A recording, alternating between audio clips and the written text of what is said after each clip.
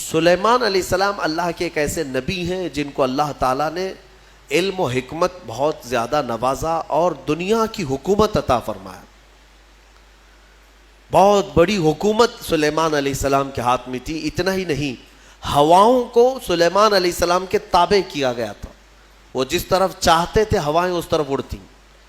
سارے پرندوں کی بولیاں ان کو سکھائی گئیں، جانوروں کی، جنات کی، ہر ایک کی بولی آپ کو سکھائی گئی اور ان پر حکومت بھی آپ کو دی گئی.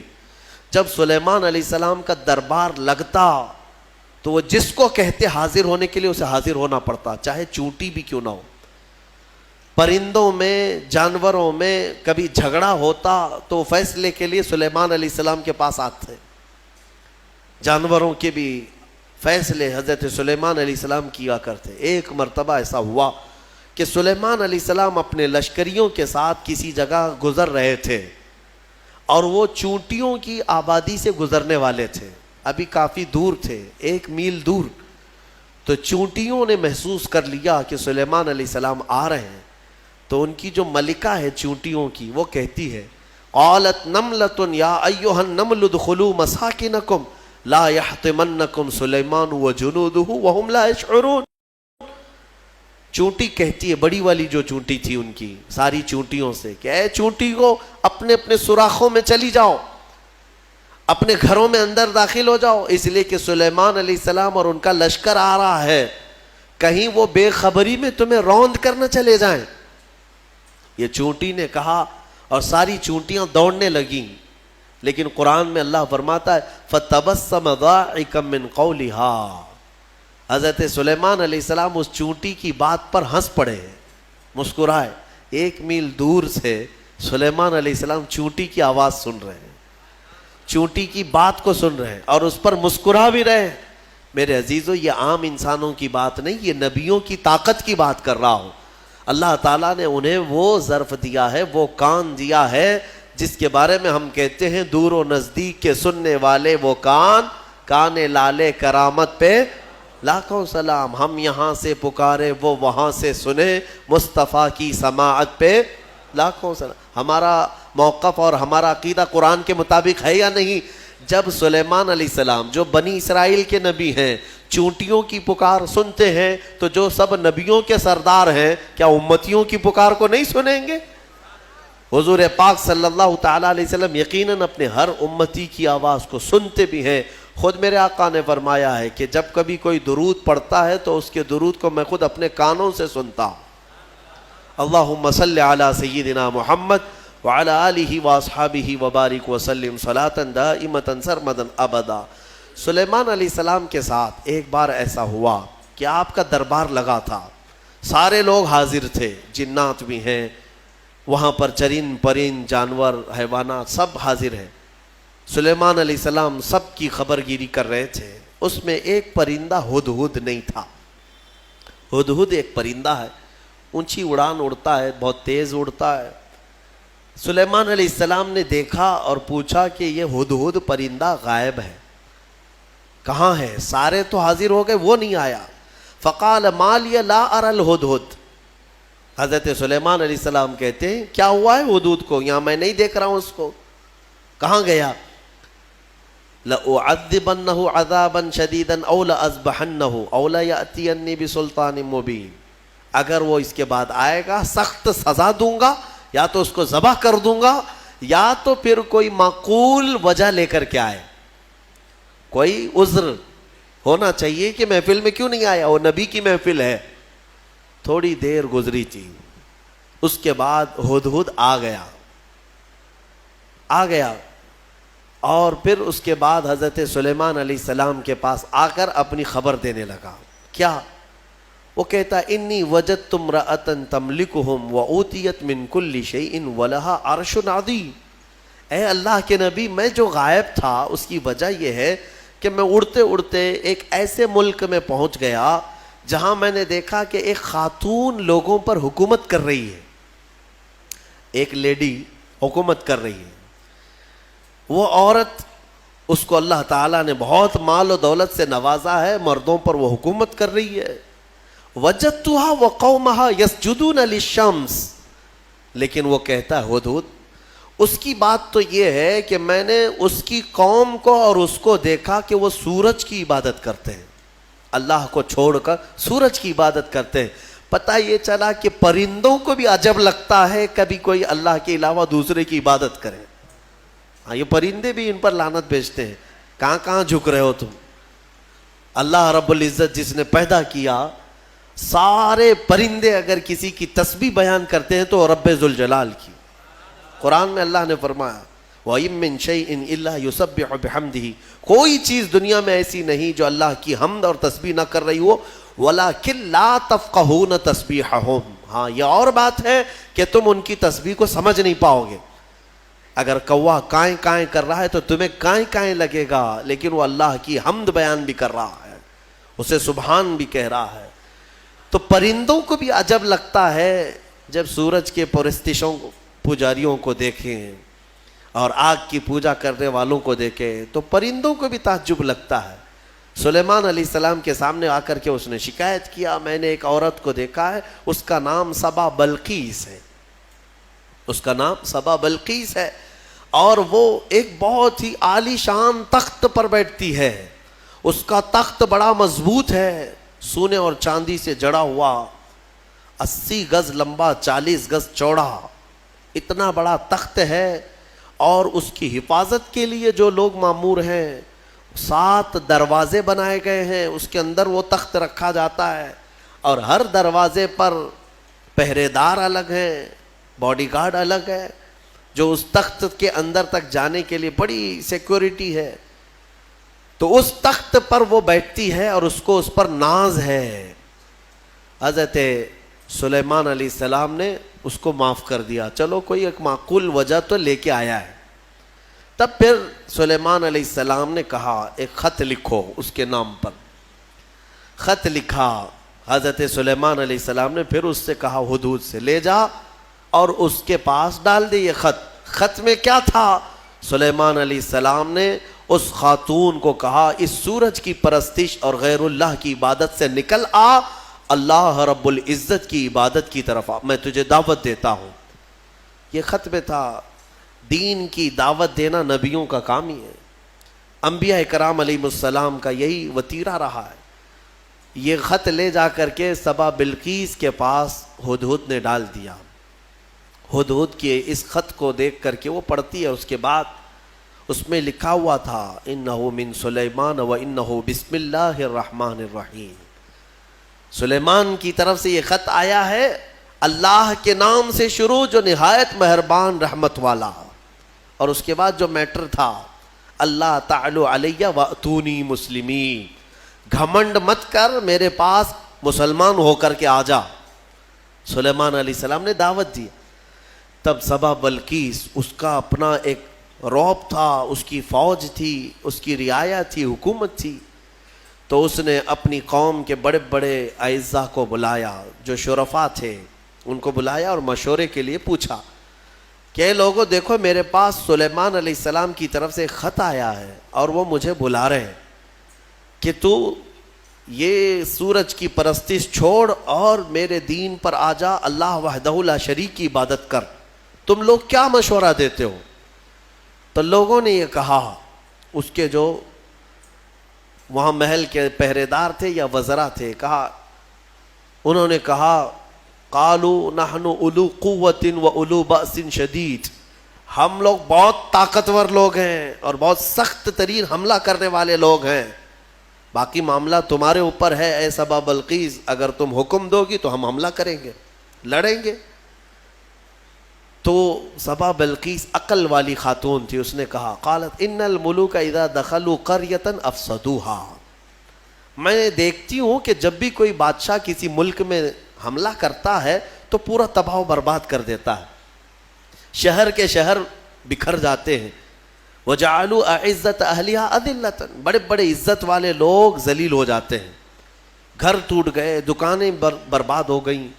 تو سبا بلقیس کا یہ جملہ توجہ سے کہ جب بھی کسی شہر پر یا کسی بستی پر یا کسی ملک پر حملہ ہوتا ہے تو بچتا کیا ہے؟ کھنڈرات، سب تباہ و برباد ہو جاتا ہے۔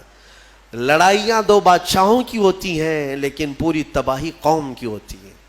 ابھی ہم دیکھ رہے ہیں مسلسل اخبار یوکرین کی پڑھتے ہوں گے یا سنتے ہوں گے یا دیکھتے ہوں گے آپ لوگ. بات دو لوگوں کی اور اس میں پوری کی پوری قوم پس جاتی ہے. پورے کے پورے شہر رشیا نے ہلاک کر دیے. آج ہی جا کر کے اٹھا کر کے اخبار دیکھ لینا یا نیوز دیکھ لینا, ایک ایک شہر کو رشیا نے جو جلایا ہے 90% شہر جل چکا ہے, 90% شہر جلا ہوا ہے. جو بچے ہوئے لوگ تھے وہ مارے گئے ہیں یا جل گئے ہیں. باضابطہ میزائل داغے گئے, وہاں کی سرکاری حکومتیں توڑ دی گئیں, تباہ کر دی گئیں, گاڑیاں جلی ہوئی راکھ کی ڈھیر بنی ہوئی ہیں, ایک پورا پورٹ قبضے میں لے لیا. یوکرین چھوٹا سا ایک ملک ہے, لیکن رشیا پورے کے پورے ٹینک اتار دے, میزائل داغ دے, شہر کے شہر کو جلا دے. مزے کی بات تو یہ ہے کہ آتنکوادی نہیں ہے. ہاں, مزے کی بات تو یہی ہے کہ وہ ٹیررسٹ نہیں ہے, آتنکوادی نہیں ہے. آتنکوادی تو افغانستان والے ہیں, آتنکوادی تو ملک شام والے ہیں, یمن والے ہیں. دنیا کی اس دوہری پالیسی کو محسوس کرتے ہو کبھی؟ میڈیا والوں کی زبان سے سنا کہ رشیا آتنک پھیلایا ہوا ہے, دہشت پھیلایا ہوا ہے. ارے اس نے نہ جانے کتنوں کو ہلاک کر دیا ابھی 50 دن کے اندر. 50 دن کے اندر بھوکے پیاسے لوگ ہیں وہاں پر آج. یہ ڈھکی چھپی بات نہیں, سب کی آنکھوں کے سامنے ہے. لیکن کوئی کہتا ہے اس پر؟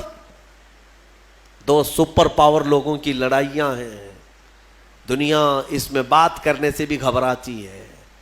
ہاں, کوئی سرکاری کمنٹ نہیں کرے گا ابھی رشیا کے بارے میں کہ تو ٹیررسٹ ہے یا تو آتنکوادی ہے, کیونکہ ان کو بھی اپنے انجام کی فکر ہے, کہیں یہ دادا ہمارے اوپر بھی حملہ نہ کرے.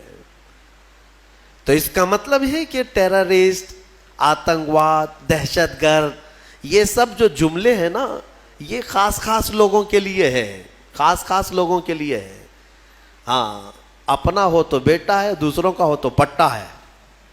ہمارے ہاں کہتے ہیں نا, وہ پٹا دیکھو کیسا ہے, یہ پٹا کیسا ہے, وہ سب پٹے ہیں اور اپنا بیٹا ہے. تو ان کی جس سے جمتی ہے ملتی ہے وہ پورا کا پورا شہر تباہ کرے, نہیں امن کے لیے کر رہا ہے وہ. اور اگر کہیں کسی کے ہاتھ میں بلیڈ میں مل گیا تو ارے یہ تو بڑا آتنکوادی ہے. یہ ہے دنیا کی پالی. بہرحال میں جو بات عرض کر رہا تھا, سبا بلقیس کی بات صحیح ہے کہ اس نے کہا کہ جب بھی کبھی بادشاہ کسی شہر میں آتے ہیں تو سب تباہ کرتے ہیں. میں یہ کام کرتی ہوں کہ کچھ ہدیے, تحفے, مال سلیمان علیہ السلام کے ہاں بھیج دیتی ہوں. اگر وہ مال کے لیے ہی کر رہے ہیں تو یہ ہدیے لے کر کے چپ بیٹھ جائیں گے, خاموش ہو جائیں گے, ٹیکس لے لیں گے میرے سے, لڑائی نہیں کریں گے اور نہ ہی مجھے دین کی دعوت دیں گے. تو بہت سارے قیمتی تحفے دے کر کے بلقیس نے بھیجا سلیمان علیہ السلام کے پاس. وہ لوگ لے کر کے آئے, کہا ہماری ملکہ نے آپ کے حوالے کیا ہے. حضرت سلیمان علیہ السلام نے دیکھا, کہا ارجع الیہم, لے جاؤ اپنی ملکہ کے پاس یہ واپس, اس سے کئی گنا زیادہ اچھا مال میرے مولا نے مجھے دیا ہے. تمہاری ملکہ, تمہاری خاتون مجھے مال سے خریدنا چاہتی ہے, لے جاؤ. دین کی دعوت ہم نے مال کے لیے نہیں دی, یہ واپس لے جاؤ. اور اگر اس کا ارادہ نہیں ہے, ہم ابھی آ رہے ہیں اپنا لشکر لے کر کے. ایسا لشکر لے کر کے آئیں گے کہ نہ پہلے کبھی تم نے سنا تھا نہ بعد میں کوئی سنیں گے. اور اس کے بعد جب ان لوگوں کو پلٹا دیا واپس, پھر سلیمان علیہ السلام نے اپنے ہی مجمع میں پوچھا کہ یہ تو گئے واپس, اپنی ملکہ کو کہیں گے تو وہ آئے گی ضرور, آئے گی ضرور.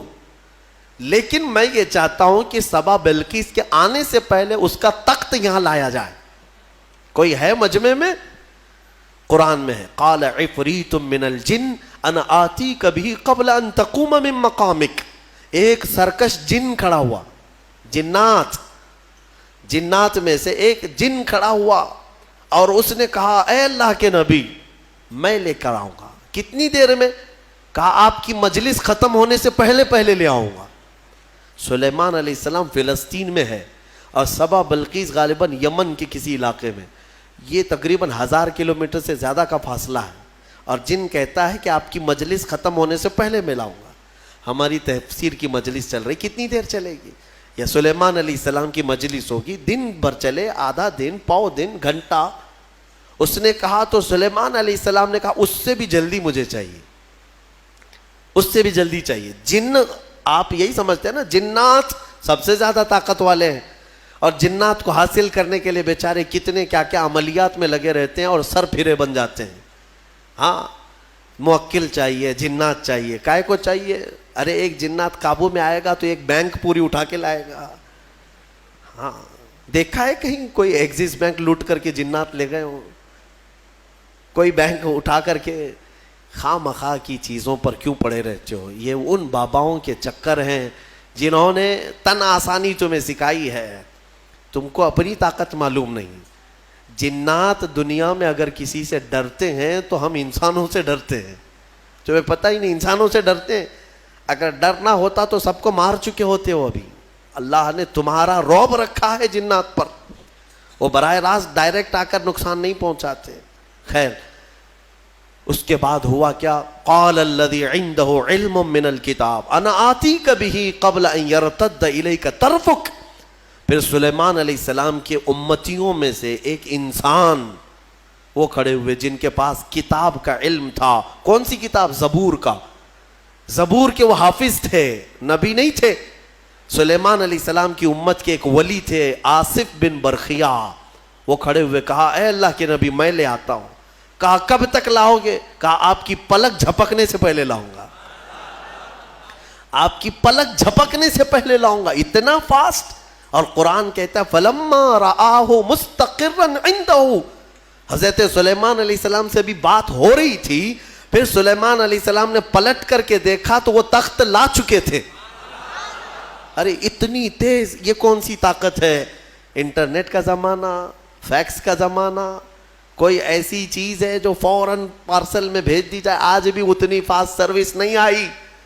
یہ 4000 سال پہلے اگر فاسٹ سروس آئی تھی تو تمہیں اندازہ ہونا چاہیے قرآن بتا رہا ہے اولیاء اکرام کی طاقت کتنی ہوتی ہے۔ اور اسی کو میں کہتا ہوں، پھر اندازہ کرو بنی اسرائیل کے ایک ولی پلک جھپکنے سے پہلے تخت لا سکتے ہیں، تو امت محمدیہ کے ولی غوث اعظم عبد القادر جیلانی بغداد میں بیٹھ کر کے اگر یہ فرمائیں کہ میرا مرید مشرق میں ہو اور میں مغرب میں ہوں، اگر اس کا سطر کھل جائے، مجھے اس نے پکارا تو میں وہیں سے اس کی سطر پوشی کروں گا۔ بالکل غوث پاک نے حق فرمایا، کیونکہ اولیاء کو اللہ نے وہ طاقت اور وہ تصرف عطا کیا ہے۔ بہرحال وہ تخت تو آ گیا۔ وہ پتہ نہیں کتنے دنوں کے بعد سبا بلقیس آئی، سلیمان علیہ السلام نے اس میں تھوڑے سے سوراخ کر دی، کچھ جگہ سے کھرچ دیا اور کہا اس کو تھوڑا سا ڈیمیج کر کے رکھو اور دیکھتے ہیں اس کو آنے دو وہ اپنے تخت کو پہچانتی ہے یا نہیں۔ وہ آئی بڑا لمبا سفر طے کر کے، اور بلقیس کے آنے کے بعد سلیمان علیہ السلام نے اندر بلایا اور پھر پوچھا کہ یہ تخت کو پہچانتی ہو، یہ تخت جانتی ہو، تیرا تخت بھی ایسا ہی ہے؟ سبا بلقیس نے کہا میرا تخت ایسا نہیں، میرا یہی تخت ہے۔ قالت کأنہ ہوا، وہ ایسا نہیں ہے، دکھتا نہیں ہے، یہی ہے، دنیا میں ایسا دوسرا تخت ہے ہی نہیں۔ اور اس کے بعد سبا بلقیس نے فوراً کلمہ پڑھا اور سلیمان علیہ السلام کے دین میں داخل ہو گئی۔ یعنی اپنے غرور میں نہیں، یا گھمنڈ میں نہیں، یا بادشاہت کا نشہ نہیں، بلکہ سلیمان علیہ السلام کے دین پر وہ ایمان لائی، اللہ وحدہ لا شریک کی عبادت میں آ گئیں۔ یہاں تک کہ روایات میں ہے کہ سلیمان علیہ السلام نے سبا بلقیس سے نکاح بھی فرمایا۔ اللہ تبارک و تعالی ان تمام چیزوں سے ہمیں درس لینے کی توفیق عطا فرمائے۔ وقت کافی ہو چکا۔ یہ سورہ نمل کی آخری آیتیں تھیں جس میں اللہ تعالیٰ نے فرمایا کتاب کا علم رکھنے والے کو یہ طاقت دی گئی تھی، وہ بھی زبور کا علم تھا اس امتی کے پاس جو آصف بن برقیہ تھے۔ اب اندازہ کرو جس کے پاس قرآن کا علم ہوگا تو اس کی طاقت کا اندازہ کیا ہو سکتا ہے۔ اس لیے مولا کریم نے تمہارے پاس دنیا کی سب سے بڑی طاقت قرآن عطا کیا ہے۔ خذوا ما آتیناکم فرمایا، پکڑو اس کو مضبوطی سے جو ہم نے تمہیں دیا ہے۔ انشاءاللہ العزیز یہ قرآن کو جس نے مضبوطی سے تھام لیا، پھر تمہاری کھوئی ہوئی عزت و وقار کو بھی تم پلٹا سکتے ہو۔ اللہ کریم ہمیں قرآن کے پیروکاروں میں بنائے۔